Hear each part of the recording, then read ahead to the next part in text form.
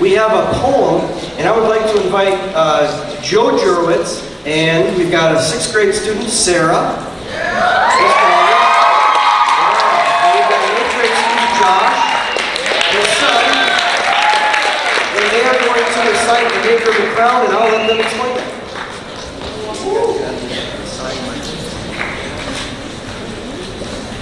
Well, thank you again so much, Mr. Tennyson, for letting us share this. You know, as Easter approaches and everybody reflects on what Christ did for us,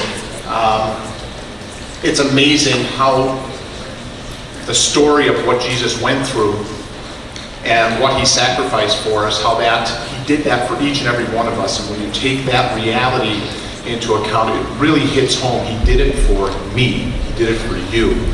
Several years ago, I used to park in front of a very wicked-looking tree when I was at work. And every day I pulled up, I'd look at the trunk, which had thorns coming out of it. I'd look at the branches, which had thorns on it. And I was absolutely amazed. And it reminded me, every time I see thorns, of the crown that Christ wore. So one day I decided, I want to see what it's like to make one. And I came out at lunchtime and I brought a pair of pruning shears with me, and I snipped off a bunch of branches, and I tried weaving it together, and it hacked my hands up, and my hands were poked and bloody. And the reality sunk in that whoever was the one that made the crown they put on Christ's head had to know the pain that it was going to inflict, had to know what that would be like. And so several months later, I actually was alone at my brother-in-law's watching her house when the Lord really put something strong on my heart.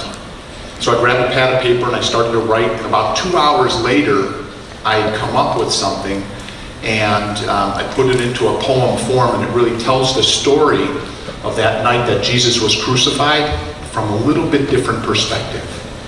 And so Josh and Sarah are going to recite that poem from that night called The Maker of the Crown. So I'm going to read the first part of the poem, and then Sarah's going to read the second. So, yeah.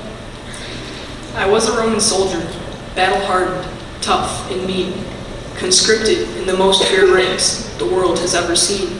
I killed and maimed and tortured many men in battle dress, beating worthless criminals for all their wickedness, blood and bruise and swelling my eyes accustomed to. So what they brought before us, a beaten, bloody Jew. Blasphemy they charged him. He claimed himself a king. The only king is Caesar. Great pain this charge will bring. Religious leaders of the day, his claims they do deny. They scream at us in outrage. They want him crucified. Pilate tries with reasoning, but cannot change their view. He gives him to us soldiers, this simple, beat-up Jew. We take him to the courtyard, where we force him down to sit. Brutally, we beat on him. That's just the start of it. Kings display their royalty from head and shoulders down. Sent one soldier for a robe, to me assigned the crown. A crown for royalty, to mock this claim to throne. What kind of crown will suit him best? What crown to call his own? I spy a tree out near the back, its branches lined with thorn. A crown of shame I'll weave for him. His head it will adorn. My hands attacked as this crown I painfully create, poking flesh and drawing blood. This crown I know he'll hate. I finish my creation. I am quite proud of it. Size just right to fit his head. Much pain it will inflict. Returning to the man condemned, presenting staff and robe, I put my crown upon his head. We mock him and we go. Covered eyes we punched and slapped. We know he cannot see. Tell us which one hit you. Let us hear your prophecy.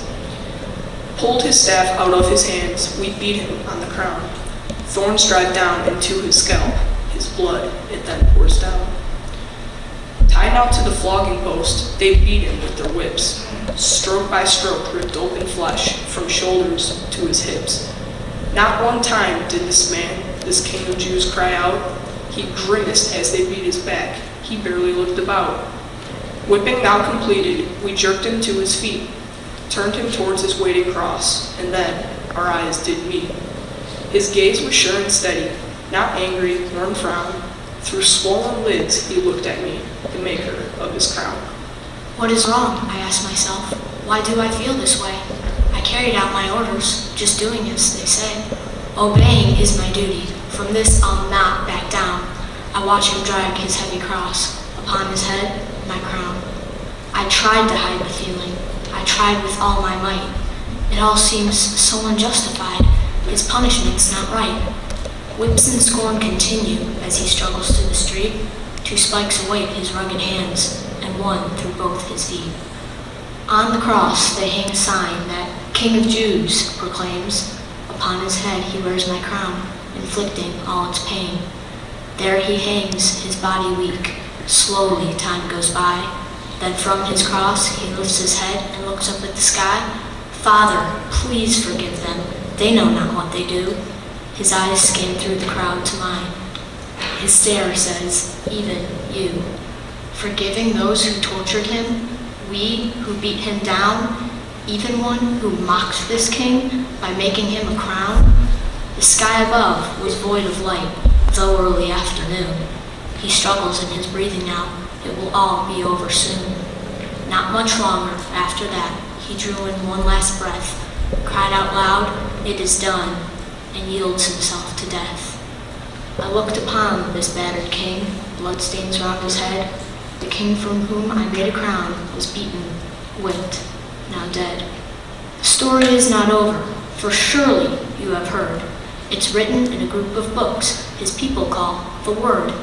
And what of me, the soldier, the maker of the crown? What did I decide to do? What road did I go down?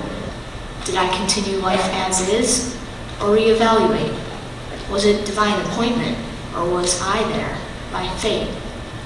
I can say with certainty from where I am today, he is the King, he is the truth, he is the life, the way to God the Father, through Jesus Christ his Son, who wore my crown upon his head, battled death, and won. If I chose to follow Christ, my eternity is well, but if I just rejected him, my eternity is hell. The choice is yours. You decide what road you will go down. I pray you'll choose the road to life. Signed, the maker of the crown. You know, it's amazing what God does with an ordinary guy and puts something on his heart and tells him to put it to pen and paper. And, you know, we can be pawns for Satan, or we can be soldiers for Christ. And now every time that I look at this crown, I think of the sacrifice that he gave for us. And I just want to say I was an honor and privilege sharing that story with you today. Thank you so much.